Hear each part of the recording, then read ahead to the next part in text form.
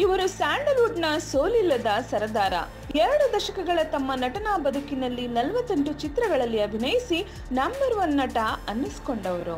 ಎಷ್ಟೇ ದೊಡ್ಡ ಸ್ಟಾರ್ ಪಟ್ಟ ಸಿಕ್ಕಿದ್ರೂ ಕೂಡ ಅದ್ಯಾವುದೂ ಲೆಕ್ಕಕ್ಕೆ ಇಲ್ಲದವರಂತೆ ತಂಪಾಡಿಗೆ ತಾವು ಇರುತ್ತಿದ್ದ ದರ್ಶನ್ ತಮ್ಮ ಸಿನಿಮಾ ಕಥೆಯ ವಿಚಾರದಲ್ಲಿ ಗಂಭೀರವಾಗಿ ಇರುತ್ತಿದ್ರು.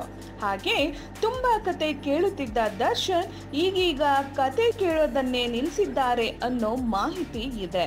ಅದಕ್ಕೆ ಕಾರಣ ಹುಡುಕಿದ್ರೆ ಬಹುನಿರೀಕ್ಷೆಯ ತಾರಕ್ ಸಿನಿಮಾ ಚಿತ್ರೀಕರಣದ ಹಂತದಲ್ಲಿದ್ದು ಆಗಸ್ಟ್ ವೇಳೆಗೆ ತೆರೆಗೆ ಬಂದ್ರೆ ಅದಾದ ನಂತರ ದರ್ಶನ್ ಅವರ 50ನೇ ಸಿನಿಮಾ ಮುಹೂರ್ತ ಕಾಣಲಿದೆ. ಒಂದು ವೇಳೆ ಕುರುಕ್ಷೇತ್ರವೇ ದರ್ಶನ್ ಅವರ 50ನೇ ಸಿನಿಮಾವಾದ್ರೆ ಕನಿಷ್ಠ ಅಂದ್ರೂ ಕೂಡ ಆ ಸಿನಿಮಾಕ್ಕೆ ಬರೋಬ್ಬರಿ 1 ವರ್ಷದ ಕಾಲ ನಿಗದಿ ಮಾಡಬೇಕಾಗುತ್ತೆ. ಇವೆಲ್ಲ ಕಾರಣಕ್ಕೆ ದರ್ಶನ್ ಅವರು ಈಗ ಯಾವುದೇ ಸಿನಿಮಾ ಕತೆ ಕೇಳೋದ್ರಲ್ಲಿ ಆಸಕ್ತಿ ತೋರಿಸ್ತಿಲ್ಲ ಅನ್ನೋ ಮಾಹಿತಿ ಇದೆ. ಹೆಚ್ಚಿನ ಸಿನಿಮಾ ಮಾಹಿತಿಗಳಿಗಾಗಿ ಸಿನಿ ಸರ್ಕಲ್ನ ಸಬ್ಸ್ಕ್ರೈಬ್ ಮಾಡಿ. Thank you.